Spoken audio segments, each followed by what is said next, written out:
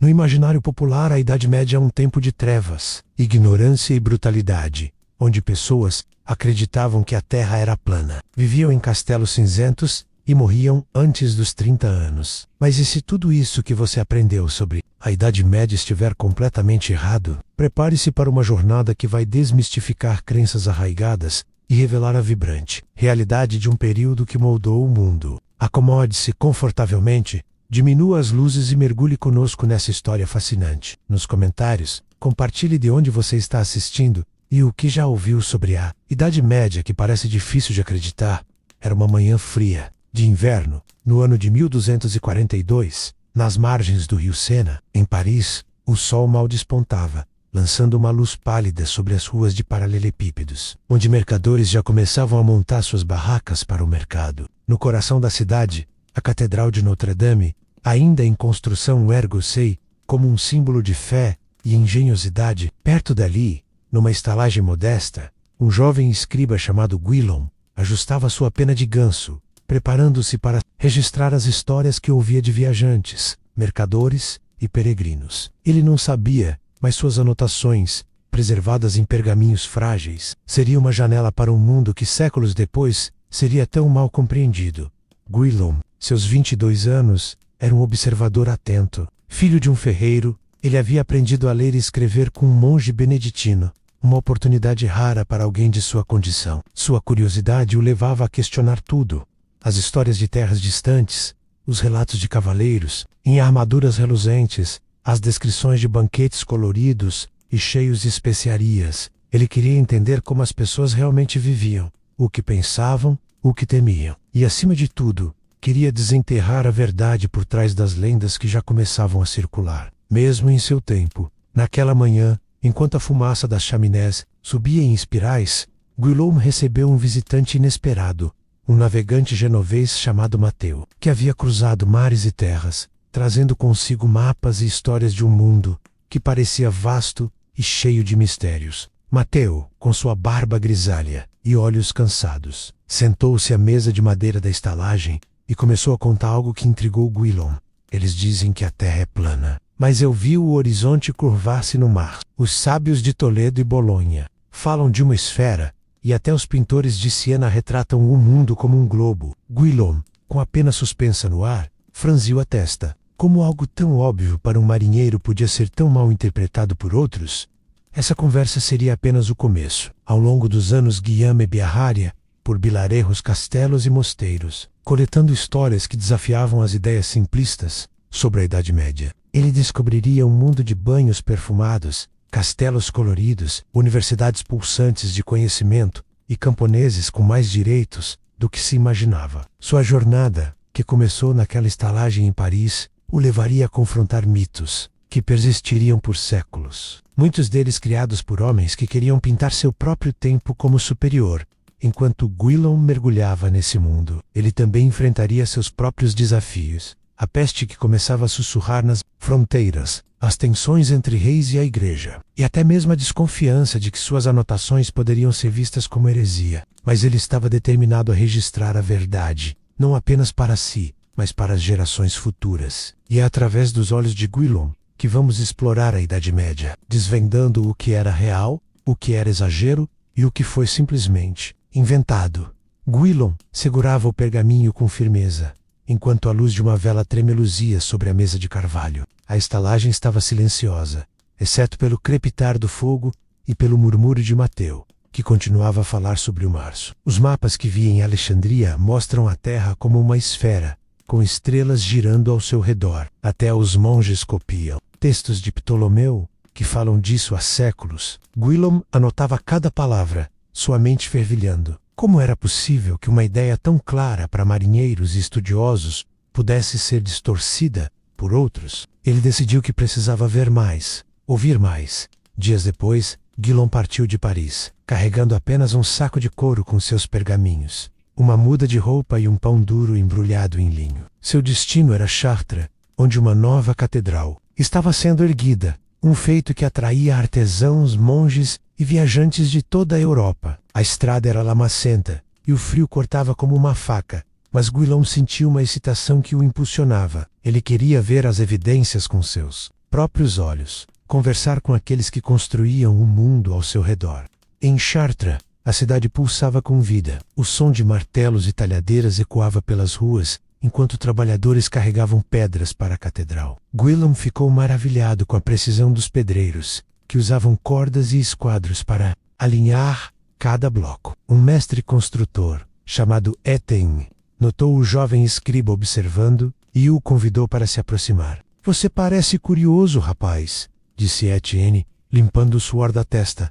Quer saber como erguemos essas torres para tocar o céu? Guillaume assentiu, ansioso. Etienne explicou que a catedral não era apenas um templo, mas uma prova do conhecimento humano. Usamos números e formas que os gregos já conheciam e que os árabes nos ensinaram a refinar. Veja essas janelas. Ele apontou para os vitrais que brilhavam com cores vivas. Elas contam histórias, mas também são calculadas para capturar a luz do sol em ângulos perfeitos. Guillaume percebeu que a Idade Média, que muitos chamariam de escura séculos depois, era cheia de luz e engenhosidade.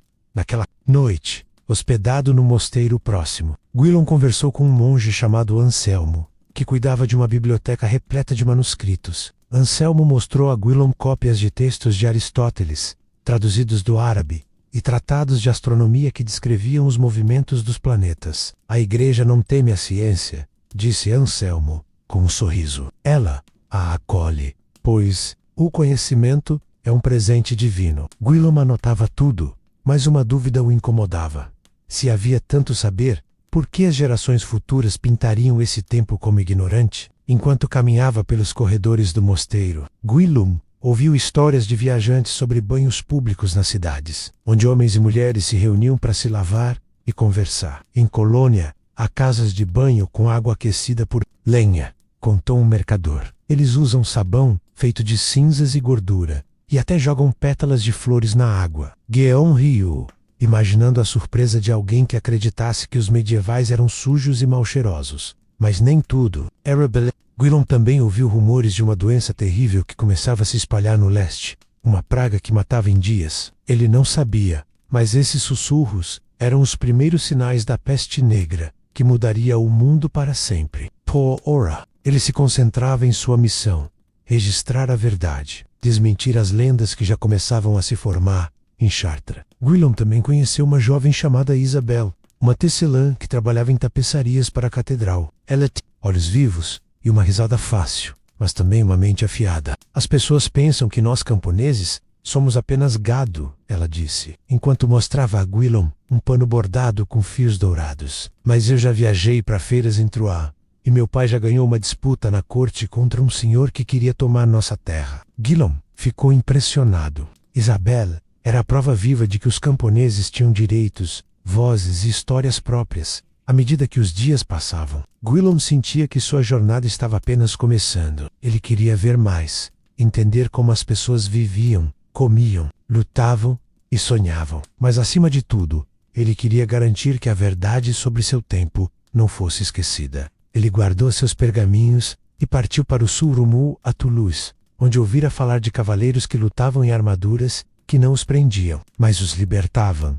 O vento cortava as colinas do sul da França, enquanto Guillaume seguia a estrada, empoeirada rumo a Toulouse. O sol de outono pendia baixo no céu, tingindo de dourado os vinhedos que ladeavam o caminho. Ele ajustou o saco de couro nos ombros, sentindo o peso dos pergaminhos que carregava. Cada passo parecia mais firme agora, guiado pela certeza de que as histórias que coletava poderiam um dia mudar a forma como o mundo via seu tempo. Toulouse, uma cidade vibrante de comércio e cultura, prometia respostas para as perguntas que fervilhavam em sua mente. Como viviam os cavaleiros? Como eram os banquetes que Isabelle, a tecelã de Chartres, descrevera com tanto entusiasmo? Ao chegar, Guillaume foi recebido pelo barulho de um mercado movimentado. Carroças rangiam sob o peso de sacos de grãos, enquanto mercadores gritavam preços de tecidos, especiarias e peles. Ele parou diante de uma barraca onde uma mulher vendia saquinhos de cominho e canela, os aromas enchendo o ar. De onde vêm essas especiarias? Perguntou curioso. A vendedora, uma mulher de pele curtida pelo sol, sorriu. De terras distantes, além do mar. Os nobres pagam fortunas por elas, mas até nós, plebeus, usamos um pouco para dar sabor. A vida! Guillaume anotou as palavras dela. intrigado. A ideia de que a comida medieval era insossa começava a desmoronar. Naquela noite, ele encontrou abrigo numa estalagem nos arredores da cidade, onde cavaleiros e seus escudeiros se reuniam após um torneio local. O salão estava cheio, com risadas ecoando entre as vigas de madeira. Gwilym sentou-se num canto.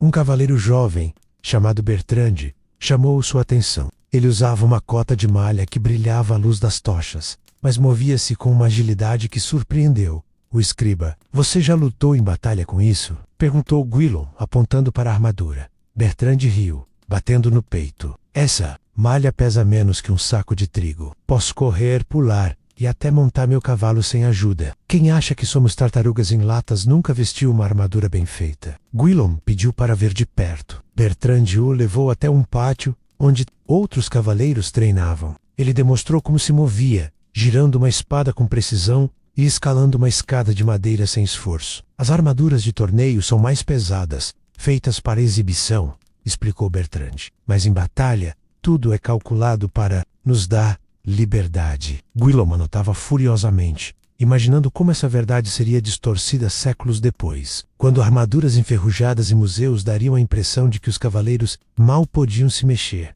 A conversa foi interrompida por um convite inesperado. Um nobre local, o senhor de uma fortaleza próxima, soube da presença de um escriba curioso e pediu que Gwilym se juntasse a um banquete naquela noite. O jovem aceitou, ansioso para ver com seus próprios olhos os espetáculos de comida que ouvira falar. Ao entrar no grande salão do castelo, ele ficou boquiaberto. As paredes eram cobertas por tapeçarias coloridas, com cenas de caçadas e batalhas bordadas em vermelho, azul e dourado. As mesas estavam carregadas de pratos, javalis assados com ervas, pães temperados com açafrão e até um pavão reconstituído, com suas penas brilhantes recolocadas para impressionar os convidados. O anfitrião, um homem chamado Raymond, ergueu uma taça de vinho e brindou a saúde dos presentes. Gwilym notou que até os servos recebiam porções generosas de comida, algo que desafiava a ideia de que camponeses viviam apenas de mingau ralo. Durante o banquete, ele conversou com uma cozinheira chamada Marie, que explicou como as especiarias eram um símbolo de status. "Um punhado de pimenta vale mais que o salário de um mês", disse ela, "mas usamos ervas do campo para dar sabor aos pratos do povo comum." Gwilym percebeu que a comida medieval era um reflexo da sociedade, rica em sabores para os nobres, mas criativa e variada até para os mais humildes. Enquanto o banquete seguia, Gwilym ouviu histórias de outros convidados. Um mercador de Bruges falou sobre as casas de banho públicas, onde pessoas se reuniam não apenas para se lavar, mas para socializer. Em algumas cidades, os banhos são como tavernas, cheios de risadas e música, disse ele. Gwilym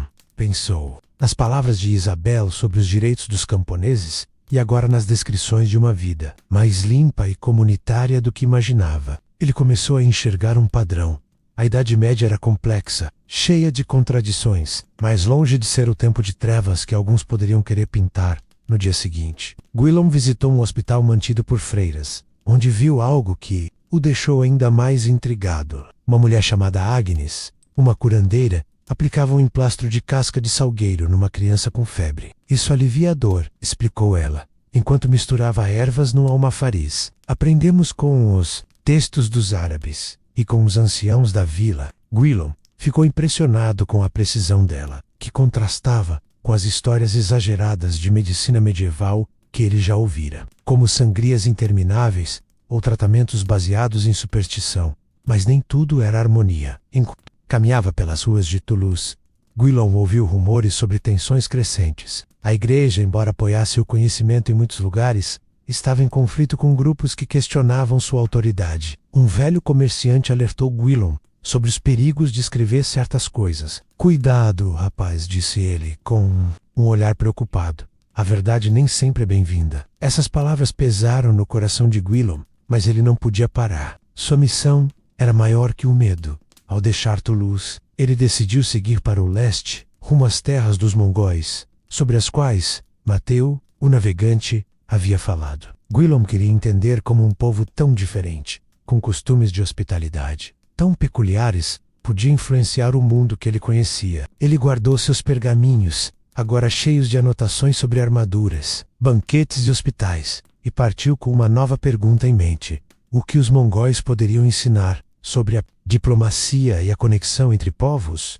O céu estava tingido de laranja quando Guillaume atravessou as montanhas dos Pirineus, deixando Toulouse para trás. A jornada para o leste era longa e incerta, mas as histórias de Mateus sobre os mongóis acendiam sua curiosidade.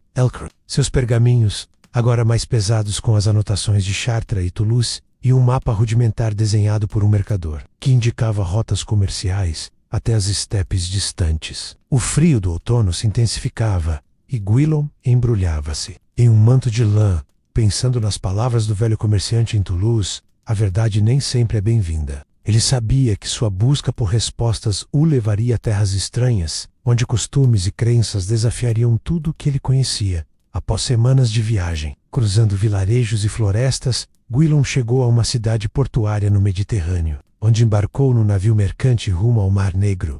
A bordo, ele conheceu um comerciante veneziano chamado Lorenzo, que negociava sedas e especiarias com os povos do leste. Lorenzo era um homem falante, com mãos calejadas e um sorriso astuto. Os mongóis são ferozes, mas sua hospitalidade é lendária, disse ele, enquanto o navio balançava nas ondas. Se você compartilha o airag, a bebida de leite de égua fermentado, eles o tratam como família. Guillaume anotou a palavra airag em seu pergaminho, intrigado com a ideia de que uma bebida pudesse selar alianças. Quando finalmente pisou nas estepes, Guillaume se viu num mundo diferente. As planícies se estendiam até o horizonte, cortadas por tendas de feltro e o som de cavalos galopando. Ele foi recebido por uma tribo mongol liderada por um homem chamado Temir, que o convidou para sentar ao redor de uma fogueira. Temir, uma tigela de airag, que Guillaume aceitou com hesitação. O sabor azedo queimou sua garganta, mas ele sorriu, sabendo que recusar seria uma afronta. Na nossa terra, compartilhar comida é compartilhar confiança, disse Temir, através de um intérprete. Guillaume percebeu que a hospitalidade mongol não era apenas cortesia, mas uma ferramenta de diplomacia, unindo povos em um império que se estendia por continentes. Enquanto passava dias com os mongóis, Guillaume observava sua organização. Contrariando as histórias de bárbaros selvagens, ele viu um povo disciplinado, com mensageiros que cruzavam milhares de quilômetros em semanas, carregando ordens em selos de ouro. Eles contaram a Guillaume sobre suas conquistas, mas também sobre como acolhiam embaixadores de terras distantes, desde a Pérsia até os reinos cristãos. Nós não queimamos cidades se elas se rendem, disse um guerreiro, enquanto afiava uma flecha. E aqueles que se juntam a nós, comem à nossa mesa. Guillaume anotava tudo, maravilhado com como a diplomacia moldava um império tão vasto. Mas nem tudo era paz. Guillaume ouviu histórias de guerras brutais de cidades que resistiram e foram destruídas. Ele pensou na peste negra e os rumores continuavam a crescer, e se perguntou como um império tão poderoso lidaria com uma praga que não respeitava fronteiras. Por enquanto, ele se concentrava nos costumes que via: as tendas decoradas com tapetes coloridos, as danças ao som de tambores e até as mulheres que, diferente do que imaginava, tinham voz ativa nas decisões da tribo. Uma delas, chamada Alta, contou a Guillaume como liderava negociações com mercadores estrangeiros. Ninguém questiona minha palavra, desde que eu prove meu valor, disse ela, com um olhar firme. De volta à Europa, após meses de viagem, Guillaume desembarcou em Constantinopla, uma cidade que parecia um cruzamento de mundos. Lá, ele visitou um mosteiro onde monges copiavam textos gregos e latinos, preservando o conhecimento que muitos acreditariam perdido na Idade Média. Um monge chamado Necos mostrou a Guillaume um manuscrito de Hipócrates, com anotações sobre tratamentos para fibras. A medicina não é só oração, disse Necos. Usamos ervas, banhos e até cirurgias para salvar vidas. Guillaume lembrou-se de Agnes, a curandeira de Toulouse, e viu que o conhecimento médico cruzava fronteiras, desafiando a ideia de que a Idade Média era apenas superstição. Enquanto caminhava pelas ruas de Constantinopla, Guillaume entrou num banho público, uma construção de mármore com vapor subindo das piscinas. Homens e mulheres, separados por cortinas, riam e conversavam enquanto se lavavam. Ele pensou nas histórias de camponeses sujos e percebeu como eram erradas. Até os mais pobres, ele descobriu, usavam rios ou tinas de madeira para se banhar, muitas vezes com sabão feito em casa. A limpeza era mais que higiene, Era um ritual social, uma pausa na dureza da vida. Mas a cidade também estava cheia de tensões. Gwilym ouviu rumores de disputas entre a igreja e estudiosos que questionavam dogmas. Um comerciante armênio alertou sobre os perigos de escrever sobre ciência. Alguns bispos não gostam. Quando falamos de estrelas e planetas, disse ele, baixando a voz. Gwilym sentiu um frio na espinha, mas sua determinação só cresceu. Ele queria que suas anotações mostrassem um mundo vibrante, onde a ciência e a fé coexistiam, mesmo com conflitos antes do PET. Gwilym visitou um mercado onde viu castelos em miniatura, pintados em cores vivas, vermelho, azul e dourado. Um artesão explicou que os castelos reais eram assim, cobertos de gesso e decorados com murais. As pedras cinzentas que você vê são ruínas, disse o homem. Na nossa época, eles brilham como joias. Gwilym imaginou como as gerações futuras confundiriam as ruínas com a realidade, apagando a beleza de seu tempo.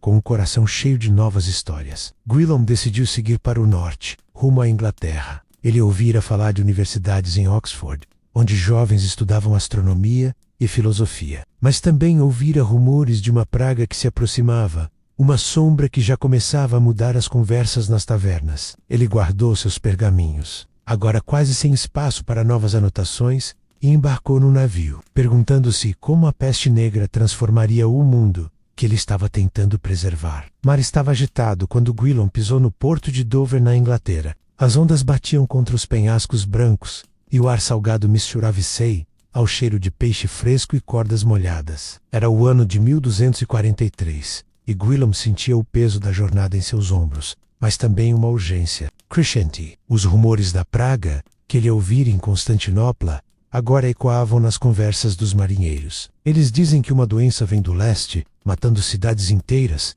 murmurou um deles enquanto descarregava caixotes. Gwilym apertou os pergaminhos contra o peito, determinado a continuar sua missão, antes que o mundo que conhecia mudasse para sempre. Ele seguiu para Oxford, atraído pelas histórias de uma universidade onde jovens debatiam ideias que cruzavam continents. A viagem por terra foi lenta, com chuvas constantes transformando as estradas em lama. Gwilym se abrigava em tavernas e mosteiros, onde ouvia mais sobre a vida dos ingleses. Num vilarejo, ele conversou com um ferreiro chamado Thomas, que riu ao ouvir que alguns acreditavam que os medievais eram todos baixinhos. Olhe para mim, disse Thomas, que media quase 1,80 m, e meus filhos são ainda mais altos. Gwilym anotou, lembrando que os esqueletos que vira em Chartres também mostravam homens e mulheres de estatura variada, desafiando a ideia de que todos eram minúsculos. Em Oxford, Gwilym encontrou uma cidade viva com um som de vozes jovens. Estudantes, muitos deles monges ou filhos de nobres,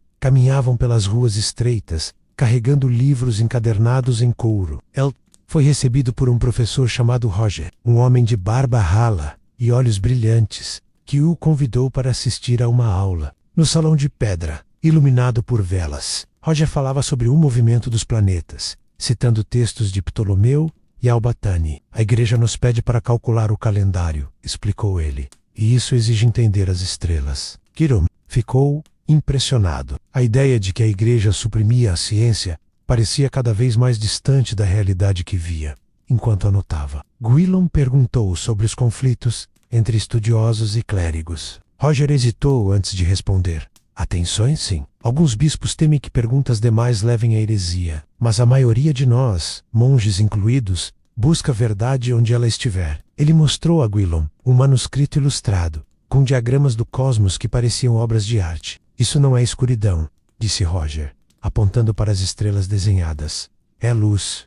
Gwilym sentiu um arrepio. Ele estava começando a entender que a Idade Média era um tempo de contradições, onde o conhecimento florescia mesmo. Em meio a disputas, fora da universidade, Gwilym explorou a vida cotidiana. Ele visitou uma feira onde camponeses vendiam queijos, ervas e tecidos. Uma mulher chamada Edith, que negociava lã, contou-lhe como os camponeses tinham direitos garantidos. Se meu senhor tentar tomar nosso pasto comum, podemos levar o caso à corte, disse ela, orgulhosa, e já ganhamos antes. Gwilym pensou em Isabelle, a tecelã de Chartres, e viu que os camponeses, longe de serem voiceless, tinham formas de resistir e negociar. Ele anotou isso. imaginando como essas histórias seriam esquecidas por quem quisesse pintar a Idade Média como um tempo de opressão total.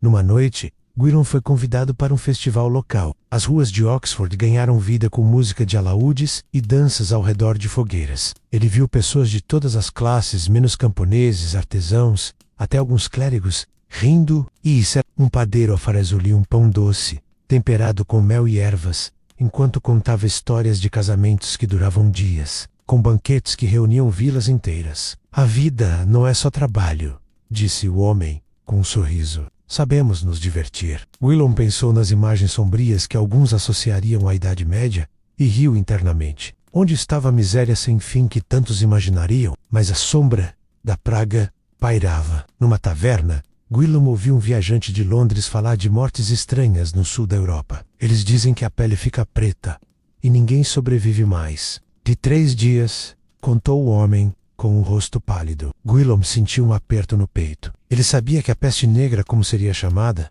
poderia mudar tudo, mas por ora, ele queria focar nas verdades que descobria, as universidades pulsando com ideias, as feiras cheias de vida, as pessoas que encontravam alegria mesmo em tempos difíceis. Antes de deixar Oxford, Gwilym visitou uma igreja onde viu um mural colorido, retratando santos e cavaleiros em tons vivos de azul e vermelho. O padre local explicou que até as igrejas menores eram decoradas assim, com cores que inspiravam os fiéis. Os castelos também são assim, disse ele. Os senhores cobrem as paredes com gesso e pintam histórias de glória. Gwilym imaginou os castelos cinzentos que as gerações futuras veriam como ruínas, sem nunca conhecer sua verdadeira beleza. Com um inverno se aproximando, Gwilym decidiu seguir para Londres, onde ouvira falar de tribunais onde disputas eram resolvidas sem combates. Ele queria entender a verdade por trás das histórias de julgamentos por combate, que pareciam mais lenda do que realidade. Enquanto caminhava pelas estradas, ele refletia sobre tudo o que aprendera até agora. A terra esférica, as armaduras ágeis, os banhos perfumados, as universidades vibrantes, mas também pensava na praga, cuja ameaça crescia a cada dia. Ele apertou os pergaminhos contra o peito, sabendo que sua missão de registrar a verdade estava ficando mais urgente. Em Londres, Gwilym encontrou uma cidade agitada, com pontes de madeira cruzando o Tâmisa e mercados que rivalizavam com os de Toulouse. Ele foi até um tribunal onde camponeses e mercadores apresentavam suas queixas. Um juiz, um homem de rosto severo, ouviu o caso de um camponês que acusava um senhor de roubar suas ovelhas. Não há combate aqui, disse o juiz a Gwilym, notando sua curiosidade. A justiça vem da lei, não de espadas. Combates são raros, mais um espetáculo para os nobres. Gwilym anotou, aliviado. A ideia de que a Idade Média resolvia tudo com violência era mais um mito a ser desfeito. Enquanto explorava Londres, Gwilym também visitou um hospital monástico, onde freiras cuidavam de doentes com ervas e caldos quentes. Uma delas, chamada Margaret Mastrolli, um livro de remédios, com receitas para dores e febres. Nem tudo funciona, admitiu ela, mas sabemos mais do que dizem. Gwilym pensou nas histórias exageradas de lites e superstição, e viu que a medicina medieval, embora imperfeita, tinha suas raízes no conhecimento prático.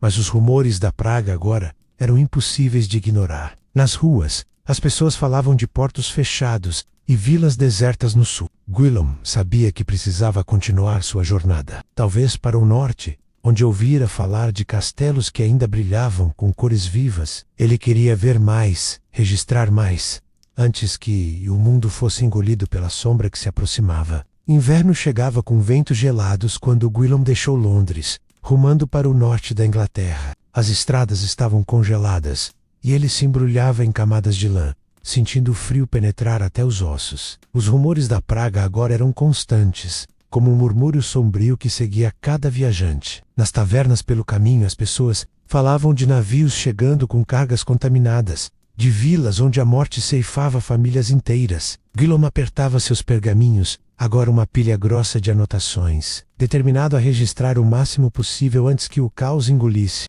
as histórias que coletava. Ele queria ver os castelos do norte, aqueles que ainda preservavam as cores vibrantes de seu tempo, para provar que a Idade Média não era cinzenta e sombria.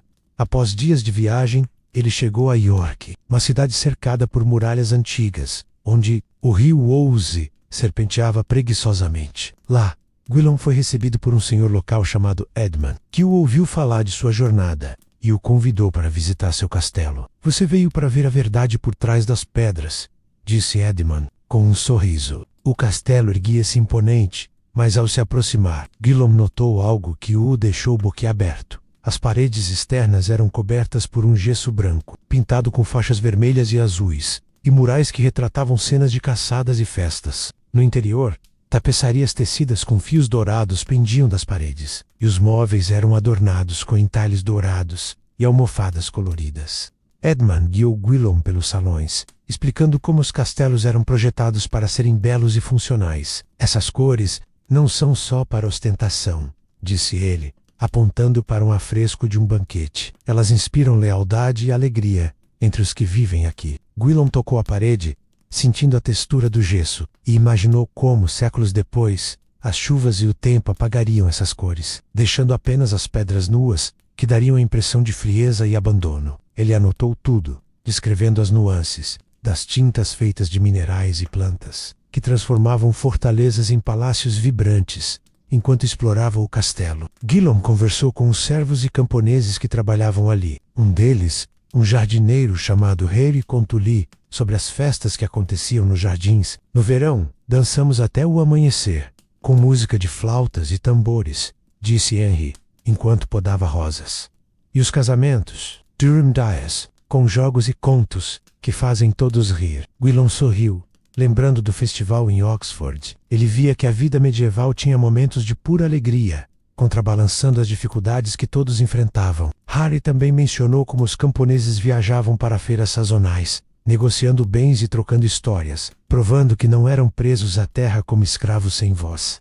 Numa noite, ao redor da lareira do grande salão, Gwilym ouviu histórias de medicina local. Uma curandeira do vilarejo, chamada Joan, visitou o castelo para tratar uma ferida de Edmund. Ela usou um cataplasma de ervas e mel, explicando que aprendera com textos antigos preservados em mosteiros. Não é só sangria e orações, disse Joan, enquanto limpava a ferida. Sabemos de cirurgias para remover pedras dos rins e remédios que realmente curam. Gwilym pensou nas freiras de Londres e nos monges de Constantinopla, vendo um padrão de conhecimento prático, que desafiava as caricaturas de uma era puramente supersticiosa.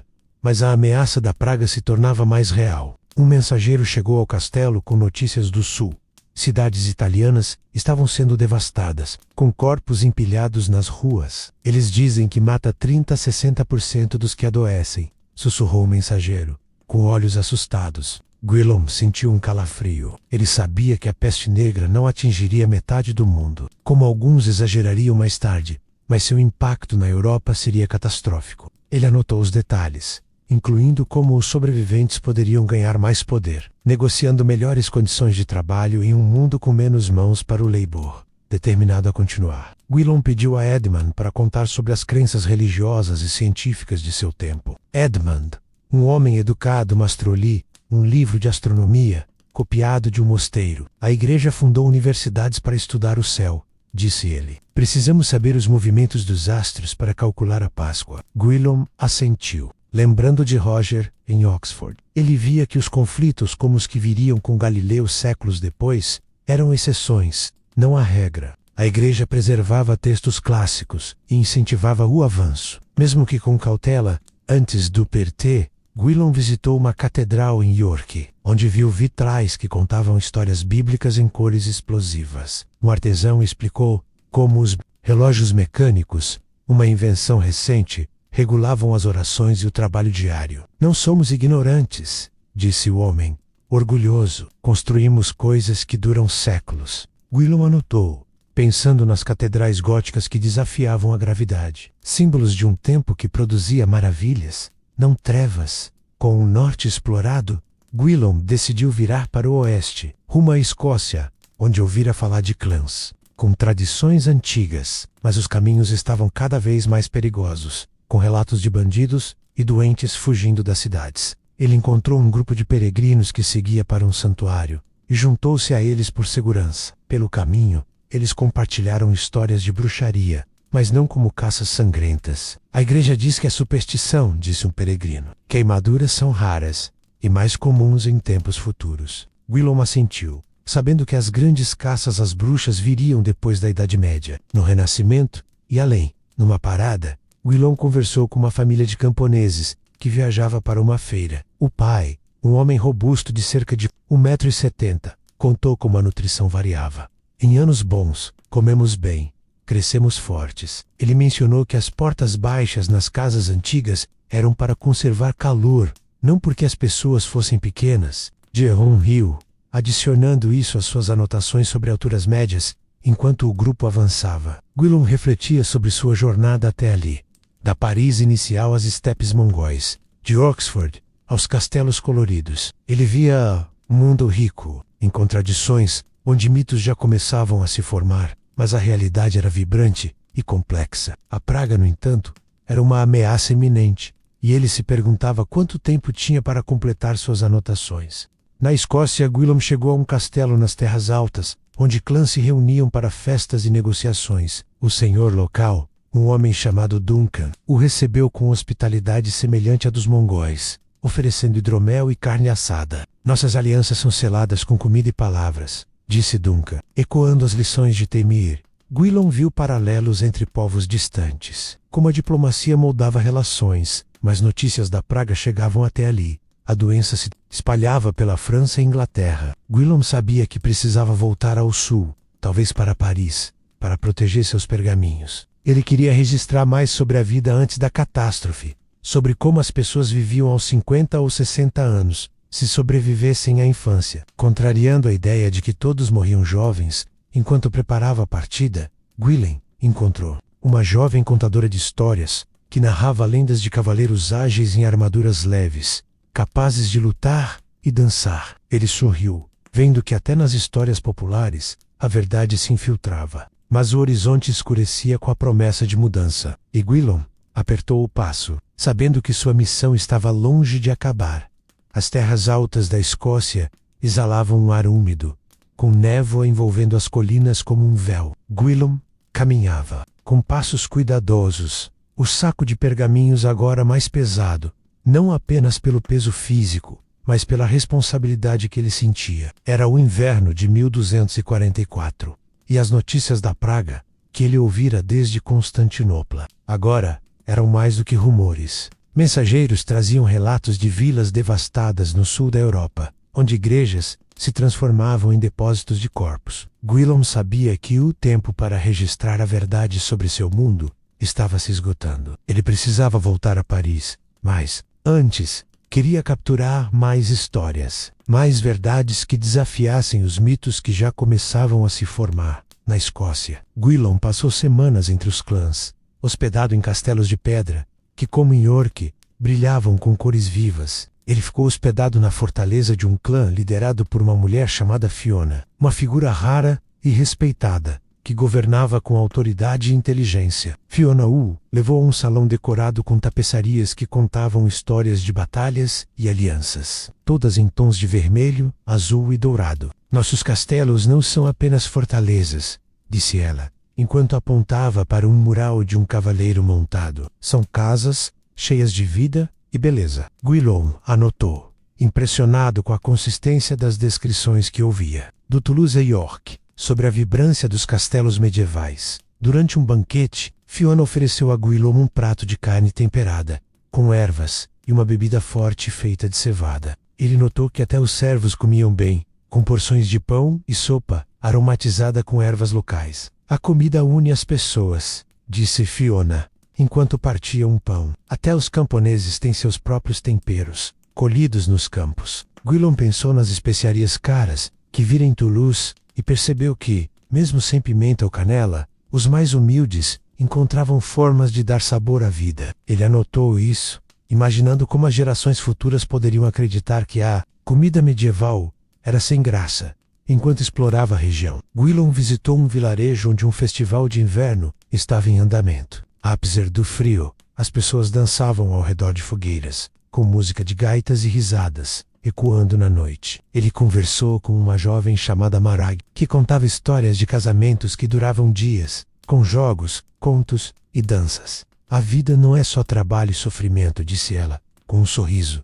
nós sabemos celebrar. Gwilym viu crianças correndo, suas bochechas vermelhas do frio, e pensou em como essas cenas de alegria seriam esquecidas por quem pintaria a Idade Média como um tempo de miséria. Numa manhã, enquanto caminhava por uma trilha, Gwilym encontrou um curandeiro chamado Angus, que tratava os doentes do clã com emplastros e infusões. Angus mostrou-lhe um saco de ervas, incluindo casca de salgueiro, que ele usava para aliviar dores. Aprendi com minha avó, que aprendeu com um monge, disse Angus, e os monges aprenderam com os árabes. Gwilym ficou impressionado com a rede de conhecimento que conectava vilarejos remotos a centros de saber distantes. Ele anotou, pensando em como a medicina medieval, longe de ser pura superstição, misturava prática e tradição.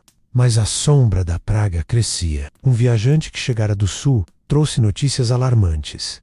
A doença havia chegado à Inglaterra, espalhando-se por portos e cidades. Eles dizem que mata em dias, e ninguém sabe como parar, contou o homem. Com os olhos arregalados, Gwilym sentiu o peso dessas palavras. Ele sabia que a peste negra, como seria chamada, não destruiria o mundo inteiro, mas seu impacto na Europa seria devastador, matando entre 30% e 60% das pessoas em algumas regiões. Ele anotou os números, lembrando que os sobreviventes poderiam mudar a sociedade, exigindo melhores salários e direitos em um mundo com menos trabalhadores, determinado a continuar. Gwilym perguntou a Fiona sobre as crenças locais. Ela o levou a uma pequena capela, onde um padre mostrava um livro de astronomia, usado para calcular as festas religiosas. A igreja não teme o céu, disse o padre. Ela o estuda para entender a vontade de Deus. Gwilym viu que, mesmo em terras remotas, o conhecimento científico era valorizado, desafiando a ideia de que a Idade Média era a anticiência. Ele pensou em Roger,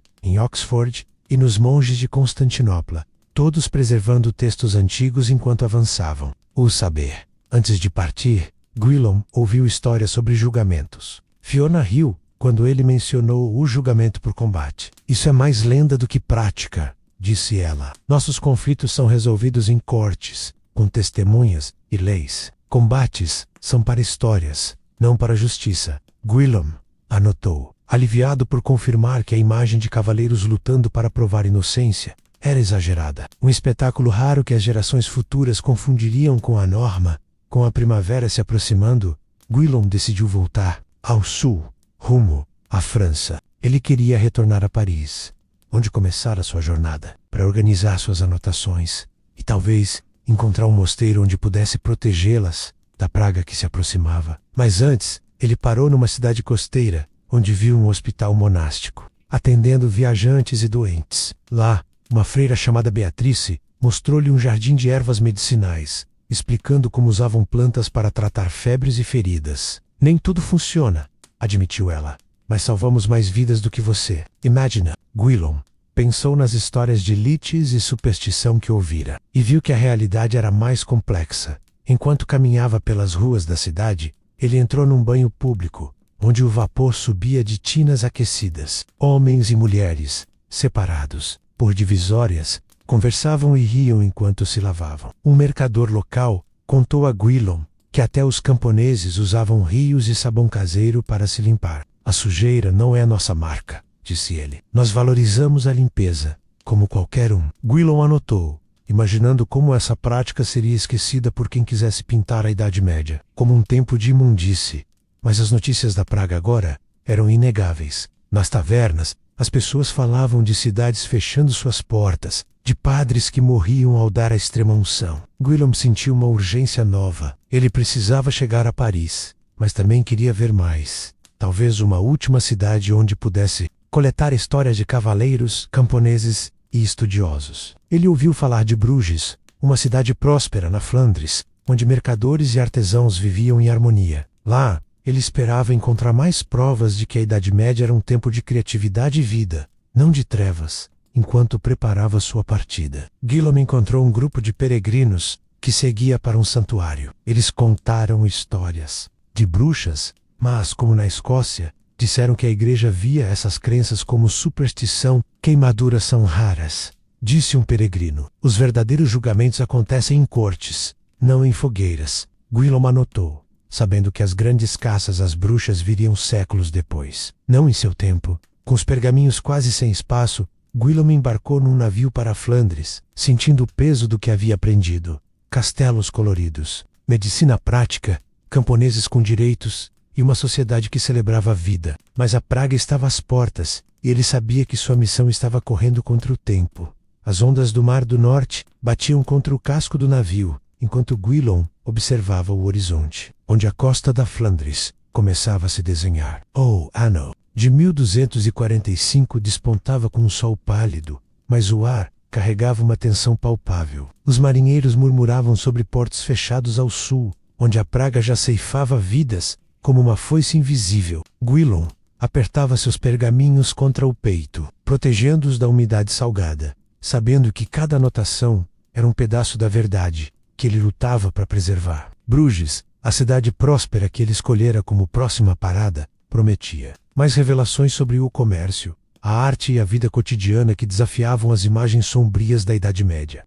Ao desembarcar, Guillaume foi recebido pelo burburinho de um porto lotado. Barcos de todos os tamanhos atracavam, carregados de lã, tecidos e especiarias. A cidade era um labirinto de canais, com casas de tijolos vermelhos e torres que se erguiam. Como sentinelas, ele encontrou abrigo numa estalagem próxima ao mercado, onde mercadores de toda a Europa trocavam histórias ao redor de mesas de madeira. Um deles, um flamengo chamado Hendrik, notou a curiosidade de Guillaume e o convidou para uma conversa. "Você veio buscar verdades", disse Hendrik, oferecendo uma caneca de cerveja. "Bruges é o lugar certo para isso." Hendrik levou Guillaume pelo mercado, onde barracas exibiam tecidos tingidos em cores vivas, azuis profundos, vermelhos intensos e dourados reluzentes. Ele explicou como os tecelões usavam tintas naturais para criar padrões que enfeitavam não só roupas, mas também as paredes de castelos e igrejas. "Nossos castelos não são cinzentos", disse Hendrik,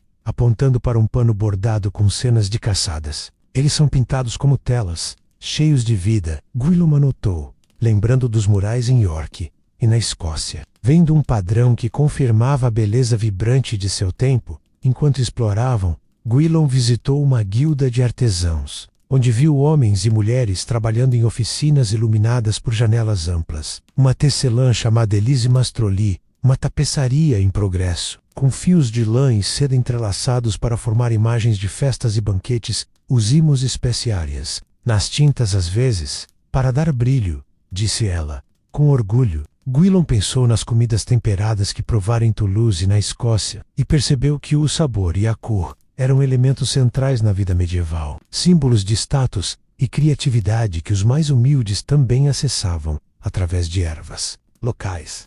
Numa tarde, Hendrik convidou Guillaume para um banquete na casa de um mercador rico. O salão era decorado com murais que retratavam cenas bíblicas e cotidianas, em tons que faziam as paredes parecerem vivas. A mesa estava coberta de pratos, peixes defumados com ervas, pães com sementes e carnes assadas, com molhos doces e salgados. Um convidado contou como os banquetes incluíam espetáculos, como aves reconstituídas com penas, para impressionar. "Não é só comida", disse o homem, "é arte." Guillaume anotou, imaginando como essa riqueza seria reduzida a comida, insossa por quem não conhecia a verdade, enquanto comia. Guillaume conversou com um médico local, chamado Peter, que trabalhava num hospital próximo. Peter Mastroli, um livro de remédios, com receitas para dores e infecções baseadas em ervas e observações. "Usamos a casca de salgueiro para febres e cirurgias para feridas graves", explicou ele. "A igreja apoia isso, pois os hospitais são fundados por monges." Guillaume lembrou das curandeiras que encontrara antes e viu que a medicina medieval era um misto de tradição e inovação, longe das caricaturas de puro misticismo. Mas a praga não dava trégua. Nas ruas de Bruges, as pessoas usavam máscaras de ervas para afastar o mau ar, e rumores falavam de cidades vizinhas, onde a morte chegava rápido. Um mercador de Veneza contou que a doença matava entre 30% e 60% das populações afetadas, deixando sobreviventes para reconstruir sociedades com novas dinâmicas de poder. "Os camponeses vão exigir mais", disse ele profeticamente. Guillaume anotou, sabendo que esse cataclismo mudaria o equilíbrio entre classes, dando voz aos que antes eram ignorados. Determinado a capturar mais, Guillaume visitou uma universidade próxima onde jovens debatiam filosofia e astronomia. Um professor chamado Yoran Mastroli, um globo terrestre, esculpido em madeira e pintado para mostrar continentes e mares. Ninguém aqui acha a Terra plana, disse Johann, rindo. Os marinheiros sabem disso há séculos. E os textos antigos confirmam. Willem pensou na conversa inicial com Mateu, em Paris, e sentiu um ciclo se fechando.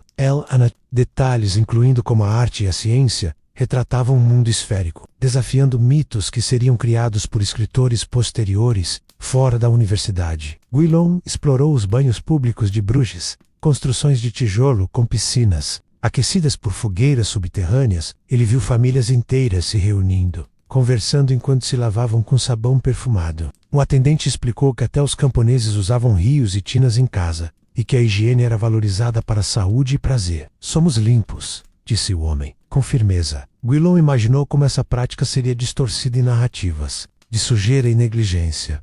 Num festival local, Willem presenciou a alegria que permeava a vida medieval. Músicos tocavam alaúdes e flautas, enquanto dançarinos giravam em círculos. Ele conversou com um camponês chamado Karel, que contava como sua família viajava para feiras anuais, negociando bens e participando de jogos. Temos direitos, na corte, disse Karel. Se um senhor abusa, podemos processá-lo. Willem viu que os camponeses, com acesso a terras comuns e justiça, não eram os oprimidos sem voz que alguns imaginariam. Enquanto anotava, Willem ouviu sobre julgamentos por combate. Johann, o professor, explicou que eram raros, mais simbólicos do que práticos. A lei prefere provas e testemunhas, disse ele. Combates são para lendas. Willem confirmou. Mais um mito desfeito, adicionando à sua coleção de verdades, com a primavera florescendo. Willem decidiu seguir para o sul, rumo a Paris, onde planejava esconder seus pergaminhos num mosteiro. Mas antes, ele quis visitar uma última cidade, talvez Colônia, na Alemanha, onde ouvira falar de catedrais góticas que tocavam o céu e universidades que preservavam o saber antigo. Os caminhos estavam perigosos, com relatos de doentes nas estradas, mas sua missão o impulsionava em Colônia. Willem chegou a tempo de ver a construção da grande catedral, com torres que pareciam desafiar as nuvens. Pedreiros usavam polias e cálculos precisos, aprendidos de textos árabes e Greek. Um mestre construtor chamado Gerhard Mastroli os planos, explicando como a matemática guiava cada arco. Isso não é escuridão, disse Gerhard.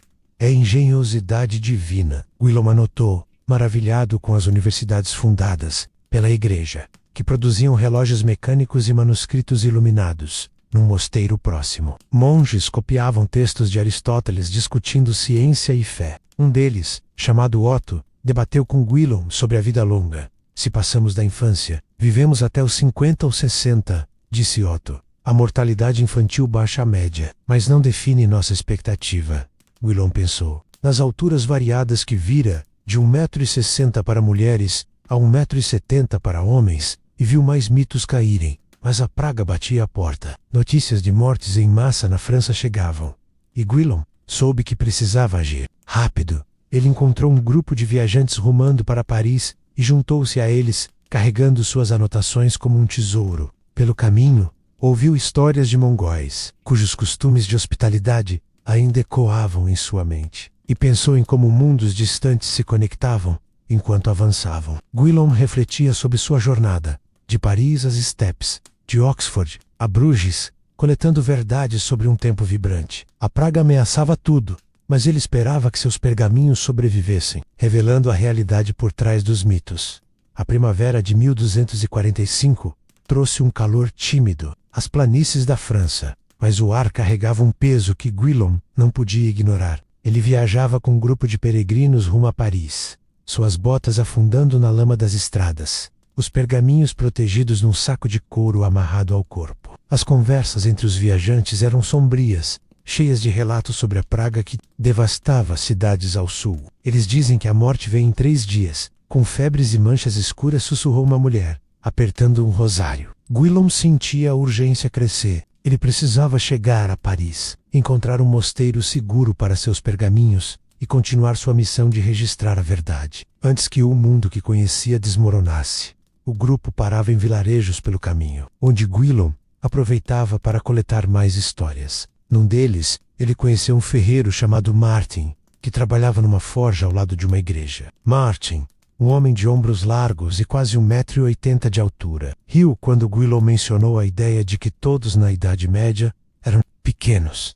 Olhe ao redor, disse ele, apontando para os trabalhadores no mercado. Somos tão altos quanto qualquer um hoje. Gwilym observou as pessoas, notando a variedade de estaturas, e anotou que a nutrição e a saúde, não, a era, definiam o tamanho. Ele pensou nas portas baixas das casas antigas, que Martin explicou serem para conservar calor, não por falta de altura. Numa noite, hospedado numa estalagem, Gwilym ouviu um trovador chamado Alain cantar sobre cavaleiros ágeis, capazes de lutar e dançar em armaduras leves. Eles não são tartarugas presas em latas, disse Alain, entre risadas. Uma boa armadura, de uns 25 quilos, deixa o corpo livre. Gwilym lembrou de Bertrand, em Toulouse, e confirmou que o mito das armaduras pesadas e desajeitadas vinha de exibições de torneios, não da realidade das batalhas. Ele anotou, imaginando como essas histórias seriam distorcidas por gerações que veriam apenas armaduras enferrujadas em museus.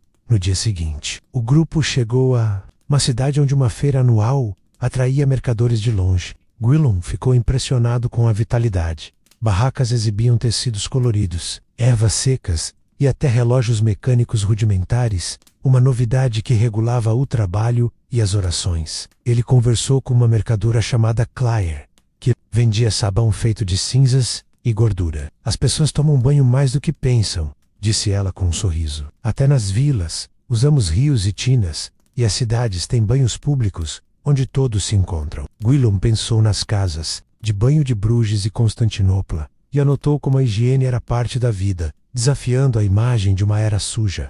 Enquanto explorava a feira, Gwilym viu camponeses negociando com confiança. Um deles, chamado Pierre, contou como levaram um senhor à corte por tentar cercar terras comuns. Ganhamos, disse Pierre, orgulhoso. Temos direitos, e os juízes ouvem. Gwilym viu que os camponeses, longe de serem escravos sem voz, tinham meios de lutar por justiça. Ele anotou, pensando em Isabelle em Chartres e em Carel em Bruges. Todos exemplos de uma sociedade mais complexa do que os mitos sugeriam, numa igreja local. Gwilym encontrou um padre que mostrava um manuscrito de astronomia, usado para calcular o calendário eclesiástico. A igreja não teme o conhecimento, disse o padre chamado Simon.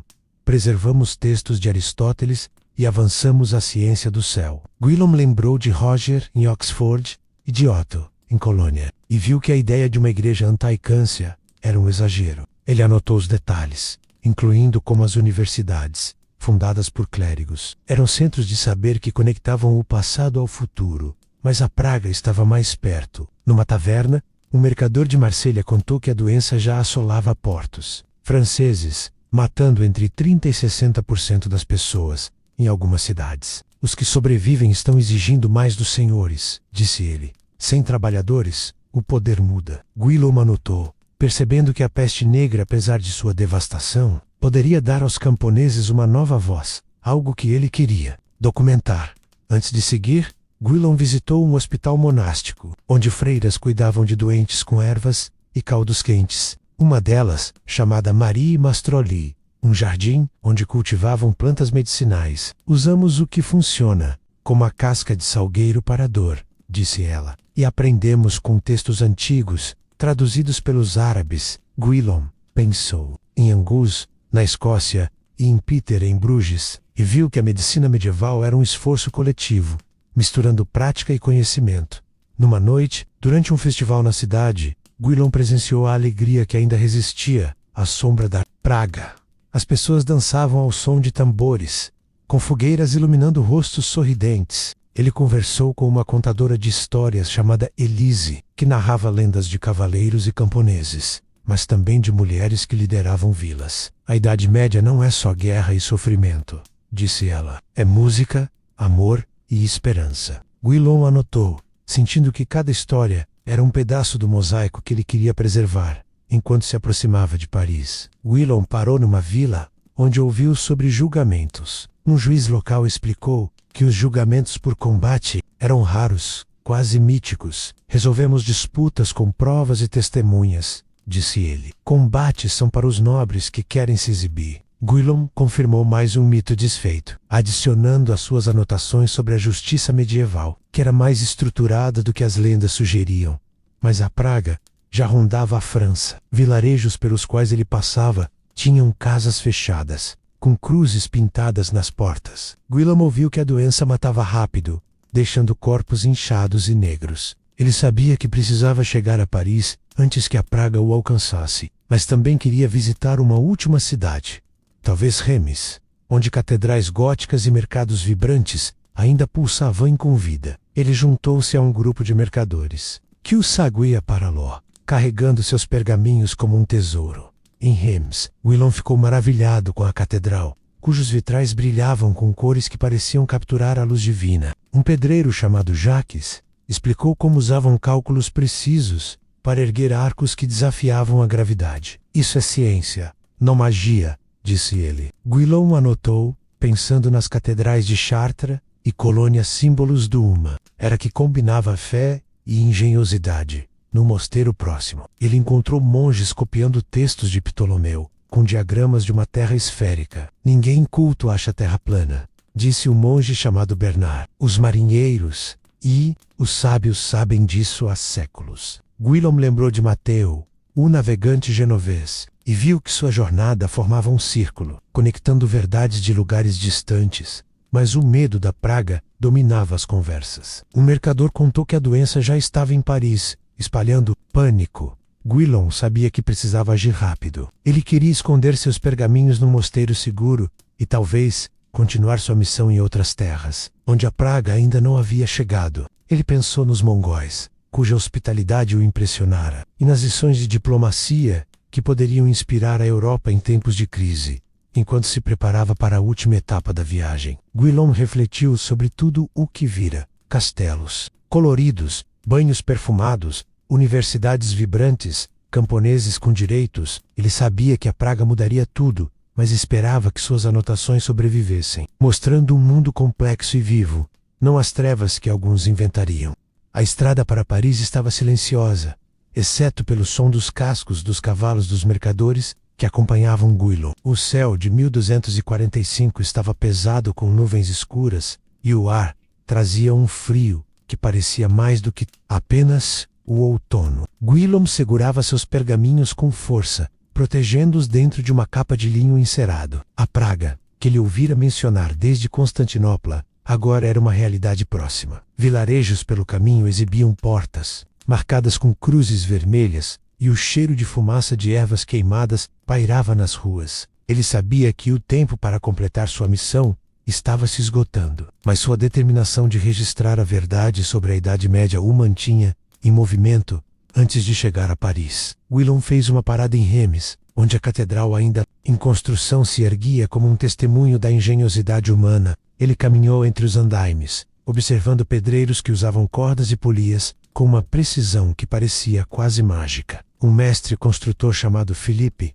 notou sua curiosidade e o convidou para ver os planos da obra. Cada arco, calculado com números que vieram dos árabes e dos gregos, disse Philippe, apontando para um pergaminho coberto de desenhos geométricos. Guillaume ficou impressionado, anotando como as catedrais góticas, com seus vitrais coloridos e arcos altíssimos, eram provas de um tempo que combinava fé, ciência e arte na mesma cidade. Ele visitou um mercado onde camponeses e mercadores negociavam com vigor. Uma mulher chamada Margot, que vendia ervas secas, contou-lhe como sua família usava as terras comuns para plantar e como já havia levado um senhor à corte por tentar cercá-las. Não somos escravos, disse ela, com firmeza. Direitos e sabemos usá-los. Guillaume pensou em Pierre, em Bruges, e em Isabelle, em Chartres, e viu que os camponeses, longe de serem voiceless, tinham meios de lutar por justiça. Ele anotou, imaginando como essa verdade seria esquecida por quem quisesse pintar a Idade Média como um tempo de opressão. Numa noite, hospedado no mosteiro em Reims, Guillaume conversou com um monge chamado Thierry que copiava textos de astronomia. Thierry mostrou-lhe um diagrama de uma terra esférica, com estrelas girando ao seu redor. Ninguém culto acredita que a terra é plana, disse ele, rindo. Os marinheiros sabem disso, e os textos de Ptolomeu confirmam. Guillaume lembrou de Mateu, o navegante genovês, e de Johann, em Bruges, e sentiu que sua jornada estava unindo fios de verdade por toda a Europa. Ele anotou, determinado a desmentir o mito que surgiria séculos depois, quando escritores do século XIX retratariam a Idade Média como ignorante, enquanto exploravam o mosteiro. Gwilym viu monges trabalhando em relógios mecânicos, uma invenção recente que regulava as orações e o trabalho. Não somos um tempo de trevas, disse Thierry, ajustando uma engrenagem. Construímos máquinas e preservamos o saber. Gwilym pensou nas universidades de Oxford e Colônia, fundadas pela Igreja, e viu que a ciência e a fé caminhavam juntas. Apesar das tensões ocasionais, ele anotou, sabendo que conflitos como o de Galileu, no futuro, seriam exceções, não a regra, mas a praga dominava as conversas. No mercado, o mercador de Layan contou que a doença já assolava Paris, matando entre 30% e 60% das pessoas em algumas áreas. Os sobreviventes estão mudando tudo, disse ele. Sem trabalhadores, os senhores têm que ceder. Gwilym anotou, percebendo que a peste negra, apesar de sua devastação, daria aos camponeses uma nova voz, algo que ele queria documentar, como parte da verdade de seu tempo antes do peste. Gwilym visitou um banho público em Reims, onde o vapor subia de tinas, aquecidas por lenha. Ele viu famílias se lavando, rindo e conversando, com sabão perfumado feito de gordura e cinzas. Um atendente explicou que até os mais pobres usavam rios para se limpar. A higiene é saúde e prazer, disse o homem. Gwilym pensou nas casas de banho de Bruges e Constantinopla, e anotou como a limpeza era valorizada, desafiando a ideia de uma era imunda. Num festival local, ele presenciou a alegria que ainda resistia à sombra da praga. Músicos tocavam flautas e tambores, enquanto dançarinos giravam em círculos iluminados por fogueiras. Uma contadora de histórias chamada Beatrice narrou lendas de cavaleiros em armaduras leves, capazes de lutar e montar com agilidade. Não são latas pesadas, disse ela sorrindo. São feitas para a guerra, não para a exibição. Guillaume lembrou de Bertrand, em Toulouse, e de Alain, na França, e confirmou que o mito das armaduras desajeitadas era mais lenda do que realidade. Enquanto se aproximava de Paris, Gwilym parou numa vila onde ouviu sobre julgamentos. Um juiz local, chamado Robert, explicou que os julgamentos por combate eram raros, usados mais como símbolos de justiça divina do que prática comum. A lei é feita com testemunhas e provas, disse ele. Combates são para os nobres, que querem glória. Gwilym anotou, aliviado por desmentir mais um mito que as gerações futuras exagerariam. Mas a praga estava por toda parte. Vilas ao longo do caminho tinham igrejas cheias de doentes, e o cheiro de ervas queimadas não mascarava o medo. Gwilym ouviu que a doença matava rápido, deixando corpos cobertos de manchas escuras. Elle sabia que precisava chegar a Paris e encontrar um mosteiro para proteger seus pergaminhos, mas também queria registrar mais sobre a vida antes que tudo mudasse. Ele pensou em visitar um último lugar, talvez um castelo próximo, onde pudesse ver mais provas da beleza e vitalidade de seu tempo. Num castelo perto de Paris, Gwilym foi recebido por um senhor chamado Gaston, que o levou por salões decorados com murais coloridos e tapeçarias brilhantes. Nossos castelos são vivos, disse Gaston, apontando para um afresco de uma caçada. Não são as ruínas cinzentas que outros verão. Gwilym anotou, imaginando como as cores seriam apagadas pelo tempo, levando as gerações futuras a acreditar numa Idade Média fria e sem vida. Durante um banquete, Gwilym provou pratos temperados com ervas e mel, e até um pavão reconstituído, com penas brilhantes. Gaston explicou que as especiarias eram símbolos de riqueza, mas os camponeses também usavam ervas locais para dar sabor. A comida é arte, disse ele. Gwilym pensou nos banquetes de Toulouse e Bruges, e viu que a culinária medieval era rica e criativa. Longe do mito de insípides, num hospital próximo, ele encontrou freiras usando remédios de ervas para tratar doentes. Uma delas, chamada Agnes Mastroli, um livro de receitas medicinais, com anotações sobre cirurgias simples. Salvamos vidas quando podemos, disse ela. Gwilym anotou, pensando em como a medicina medieval, embora imperfeita, era mais avançada do que as caricaturas sugeriam, enquanto se preparava para entrar em Paris. Gwilym refletiu sobre sua jornada, das estepes mongóis às catedrais góticas, dos banhos públicos aos tribunais justos. Ele sabia que a praga mudaria tudo, mas seus pergaminhos carregavam a verdade de um tempo vibrante, cheio de cor, saber e vida. Ele precisava protegê-los, mas também queria ver mais. Talvez um último mosteiro onde pudesse encontrar monges, preservando textos antigos, antes que a peste engolisse a cidade. Com Paris à vista, Guillaume sentiu o peso do que estava por vir. Ele ouviu rumores de que a doença já matava nas ruas, e o medo o fez apertar o passo. Sua missão estava quase completa, mas ele sabia que o capítulo final de sua história seria escrito em meio ao caos. Paris surgia no horizonte como uma promessa e uma ameaça. As torres de Notre-Dame, ainda em construção, cortavam o céu cinzento do outono de 1245. Mas a cidade que Guillaume conhecera anos antes, agora parecia diferente. O ar estava pesado com um cheiro de fumaça e ervas queimadas, uma tentativa vã de afastar a praga que se espalhava pelas ruas. Guillaume caminhava com um grupo de mercadores, seus pergaminhos apertados contra o peito, o coração dividido entre a urgência de proteger suas anotações e o desejo de capturar uma última verdade sobre o mundo que desmoronava ao seu redor. Ele sabia que este seria o capítulo final de sua jornada, onde suas histórias encontrariam um lar ou seriam perdidas para sempre. As ruas de Paris estavam mais silenciosas do que Guillaume lembrava. Portas marcadas com cruzes vermelhas sinalizavam casas atingidas pela peste negra, e carroças passavam carregando corpos envoltos em linho. Ele ouviu sussurros de que a doença matava entre 30% e 60% das pessoas em algumas áreas, deixando igrejas e tavernas desertas. Mas, mesmo no caos, Guillaume via sinais de resiliência. Numa praça, um grupo de camponeses negociava grãos com mercadores, exigindo preços mais altos. Sem trabalhadores somos nós que mandamos agora, disse um deles, com um olhar desafiador. Guillaume anotou, percebendo que a praga, apesar de sua destruição, estava mudando o equilíbrio de poder, dando voz aos que antes eram ignorados. Ele seguiu para um mosteiro nos arredores da cidade, onde esperava encontrar refúgio para seus pergaminhos. Lá, foi recebido por um monge chamado Etienne, um homem de olhos gentis que copiava manuscritos. Aulas de vie. Etienne levou Guillaume à biblioteca, uma sala cheia de prateleiras com textos de Aristóteles, Hipócrates e Ptolomeu. Preservamos o saber para o futuro, disse o monge, mostrando um diagrama de uma terra esférica. Ninguém aqui acredita que ela é plana. Guillaume sorriu, lembrando de Mateu, um navegante genovês, que primeiro lhe contara isso, e anotou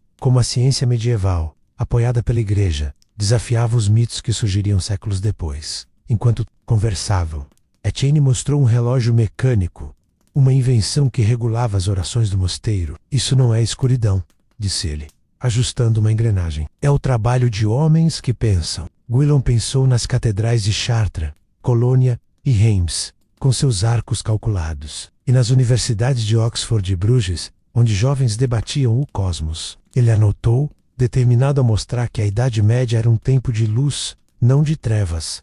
No mosteiro, Guillaume também encontrou um hospital onde freiras cuidavam dos doentes. Uma delas, chamada Claire, usava emplastros de casca de salgueiro para aliviar febres. Nem tudo funciona contra a praga, admitiu ela, mas salvamos quem podemos. Guillaume viu que a medicina medieval, com suas ervas e cirurgias simples, era mais prática do que as histórias de superstição sugeriam. Ele anotou, pensando em como cada curandeiro que encontrara, de Toulouse à Escócia, contribuía para um conhecimento coletivo, fora do mosteiro. Guillaume visitou uma casa de banho pública, uma das poucas ainda abertas. O vapor subia das tinas, e as pessoas, mesmo com o medo da praga, conversavam enquanto se lavavam com sabão perfumado. Um atendente contou que até os camponeses usavam rios para se limpar. Não somos sujos, disse ele, com firmeza. Que pensou nas casas de banho de Bruges e Reims e anotou como a higiene era valorizada, desafiando a imagem de uma era imunda.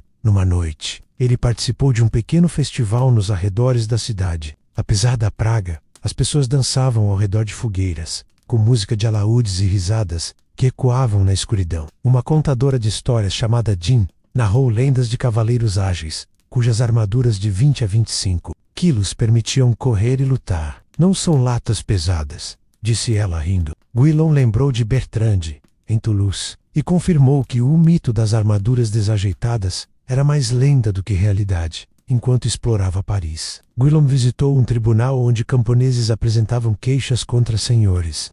Juiz explicou que os julgamentos por combate eram raros, usados como símbolos, não prática comum. A justiça vem de provas e testemunhas, disse ele. Gwilym anotou, desmentindo mais um mito que as gerações futuras exagerariam. Ele também ouviu sobre bruxaria, mas um clérigo local esclareceu que a igreja via essas crenças como superstição. Queimaduras são exceção, não regra, disse o homem. Gwilym sabia que as grandes caças às bruxas viriam depois, no Renascimento, não em seu tempo. Num castelo próximo, ele viu paredes cobertas de gesso colorido, com murais de caçadas e banquetes. O senhor local, chamado Raymond, mostrou-lhe tapeçarias brilhantes e móveis dourados. Nossos castelos são vivos, disse ele. Gwilym pensou nas ruínas cinzentas que as gerações futuras veriam, e anotou como as cores definiam a verdadeira Idade Média. Durante um banquete, Gwilym provou pratos temperados com ervas e mel, e até um javali reconstituído com penas para impressionar. A comida é arte, disse Raymond, ecoando palavras que ele ouvira em Toulouse e Bruges. Gwilym anotou, sabendo que a culinária medieval, longe de ser insossa, era um reflexo de criatividade e status, mas a praga avançava. As ruas de Paris estavam cheias de carroças de mortos, e o medo dominava. Gwilym sabia que precisava proteger seus pergaminhos. Ele entregou a maior parte a Etienne, pedindo que fossem guardados na biblioteca do mosteiro. Se eu não voltar, que eles contem a verdade, disse ele, com a voz firme. Etienne assentiu, prometendo preservá-los com sua missão quase completa. Gwilym decidiu fazer uma última viagem, para um vilarejo onde ouvira falar de camponeses que resistiam à praga, com coragem. Lá, ele viu famílias celebrando a vida, mesmo na sombra da morte. Um camponês chamado Jean contou como, após a praga, exigiam melhores salários. O mundo está mudando, disse ele. Gwilym anotou, vendo que a peste negra, apesar de sua tragédia, daria poder aos sobreviventes. De volta ao mosteiro, Gwilym escreveu suas últimas anotações, refletindo sobre sua jornada de Paris. As estepes mongóis de Oxford, a Reims, ele vira um mundo vibrante, cheio de cor, saber e vida. Ele sabia que os mitos, terra plana, sujidade, ignorância menos, surgiriam depois, mas esperava que seus pergaminhos sobrevivessem para contar a verdade. Enquanto o sol se punha sobre Paris, Gwilym olhou para Notre-Dame, suas torres erguidas contra o céu. Ele sentiu que sua missão estava completa, mas o futuro era incerto. A praga poderia levá-lo, mas suas palavras, guardadas no mosteiro, poderiam viver para sempre, revelando a Idade Média como um tempo de luz. Now do Trevas, nos comentários. Compartilhem o que acharam dessa jornada e de onde estão assistindo. Deixem um like, inscrevam-se e continuem explorando as verdades de nosso passado. Que a história de Gwilym inspire vocês a buscar a verdade, onde quer que ela esteja.